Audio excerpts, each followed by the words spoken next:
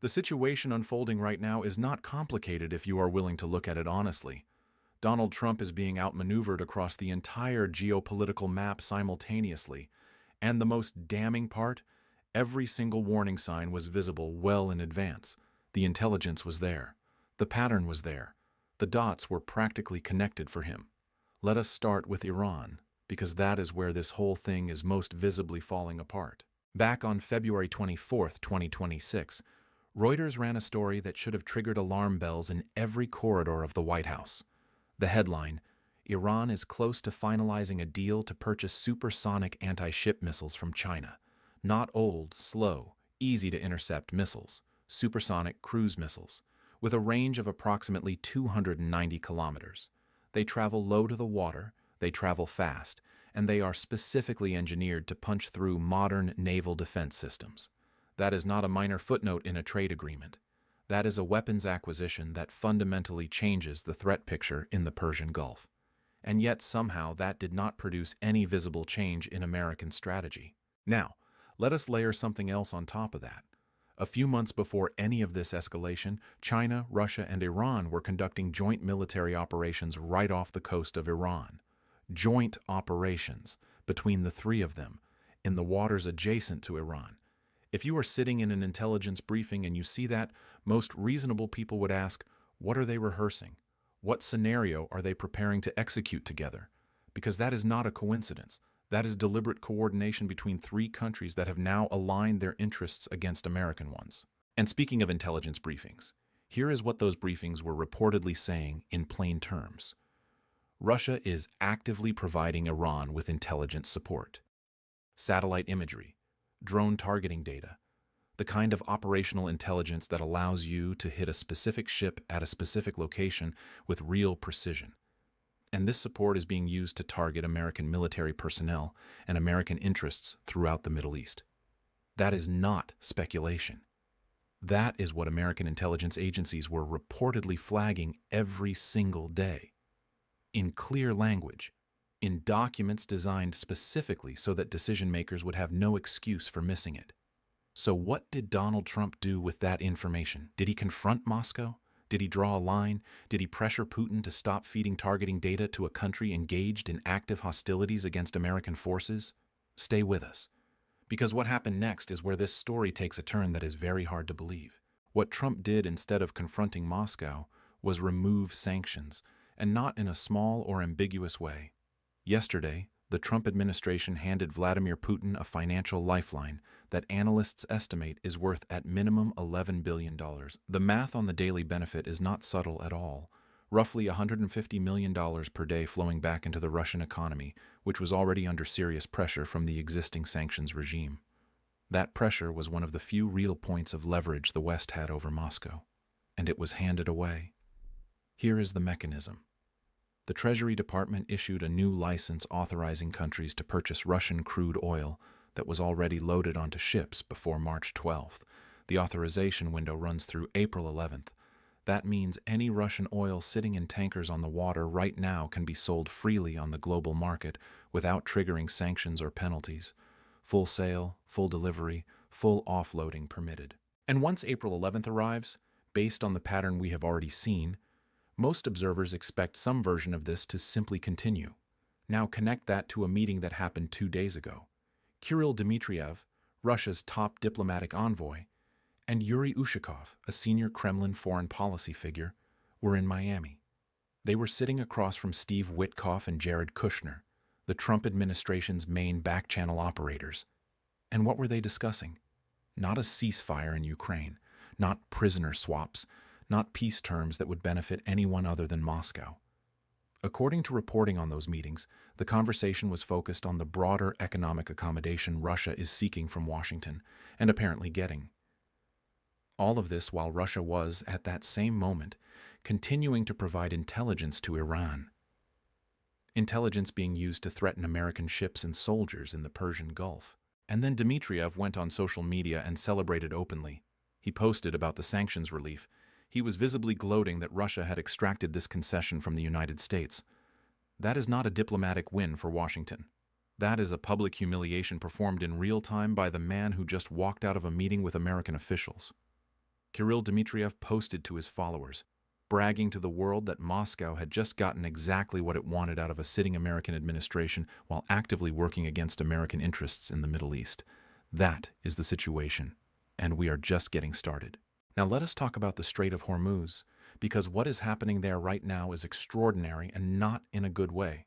Before this conflict began, the conventional wisdom in Washington was that Iran would never fully close the Strait of Hormuz.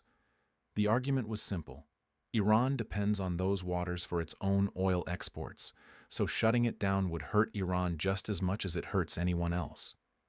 The conclusion was that Iran would never go that far. That argument has now been completely shredded by events. Here is what is actually happening. Iran's oil exports through the Strait of Hormuz have not decreased since the war started. They have increased, up by 100,000 barrels per day. The current total is 2.1 million barrels per day moving through the strait. China is purchasing enormous quantities of that oil, and Iran has effectively told China and Russia that their vessels may pass freely through the waterway. Everyone else is getting targeted. Iran has not closed the strait. Iran has privatized it. They have turned one of the most strategically important waterways on the planet into a selective choke point. Allied ships pass freely. Everybody else takes the risk. Since February 28th alone, 16 vessels have been attacked in or near the Strait of Hormuz. That is not a minor escalation. That is a blockade operating on Iranian terms. And the core U.S. intelligence assessment, the one that said Iran would never do something like this because it would be self-defeating, has been proven catastrophically wrong. What the analysts failed to account for is exactly what Reuters was reporting back in February. Iran found a way to protect its own oil revenue while simultaneously weaponizing access to the strait for everyone else. China buys the Iranian oil. Iran waves China through. Russia gets waved through too. The rest of the world either pays Iran or takes the hit. It is a brilliant, ruthless piece of economic and military strategy, and Washington apparently did not see it coming. The question now is what the response looks like, because the current approach is clearly not working. 16 ships attacked, Iran's exports rising, China and Russia moving freely. The strait is not closing, but it might as well be for any nation that does not have Tehran's blessing. This is the environment American policymakers are now trying to operate in, and it is getting more complicated by the day. The ripple effects of everything happening in the strait and across the wider conflict are now spreading throughout the Gulf region in ways that will be very difficult to reverse. Gulf Arab states are furious. Sources with direct knowledge of Gulf government thinking describe the frustration with the Trump administration as running extremely deep right now. The core grievance among these governments is consistent. They feel they were pulled into a conflict shaped heavily by Israeli strategic priorities, without being consulted on the planning, without being given a clear operational picture, and without anyone in Washington apparently stopping to think about what the political and economic fallout would look like for their governments. Now they are paying the price. Since this conflict began, Gulf Arab states have absorbed approximately $15 billion in lost energy revenue. That is not a projection or an estimate of future losses. That is money already gone. And Iran is moving to consolidate its position. What Iran is doing right now is approaching Gulf Arab governments and essentially laying out a regional offer. The terms are stark. Iran wants formal security guarantees from these nations. It wants acknowledgement of its status as a dominant power in the region. It wants assurances that these governments will not serve as operational bases or partners for American military action. In exchange, Iran is offering to stop targeting their interests. Put another way, Iran is telling the Gulf states that the old arrangement is over, and the new arrangement involves respecting Iranian power or continuing to absorb Iranian pressure. Pakistan's Prime Minister Shehbaz Sharif is now playing the role of regional mediator in this developing diplomatic situation. He has spoken with Iranian President Pezeshkian directly about the deteriorating regional picture. And as of today, Sharif is traveling to Saudi Arabia to meet with Crown Prince Mohammed bin Salman. Pakistan's foreign ministry spokesperson described the goal as paving the way for dialogue and diplomacy at a moment when the region is running out of space to maneuver. India is also now part of this conversation. Prime Minister Modi has reportedly been in contact with Iranian leadership about regional stability and Iran's push for security recognition from its neighbors. This matters because it signals that even major American partners in Asia are concluding that engaging Iran directly is now unavoidable, regardless of what Washington prefers. The region is reordering itself around the new reality, and the new reality features a stronger, more emboldened Iran than existed before this war started. Volodymyr Zelensky's reaction to the Russian sanctions relief was immediate and direct. He made the point clearly. The civilized world imposed these sanctions on Russia because of its invasion of Ukraine. Those sanctions were a collective statement that this kind of aggression is unacceptable and will carry a real cost. If those sanctions are now being lifted, Zelensky said, it means someone is forgiving Russia for a crime. It means that aggression is being legitimized after the fact. As the president of the country that is being invaded, he described this as absolutely unjust. He is correct, and it does not matter to this administration.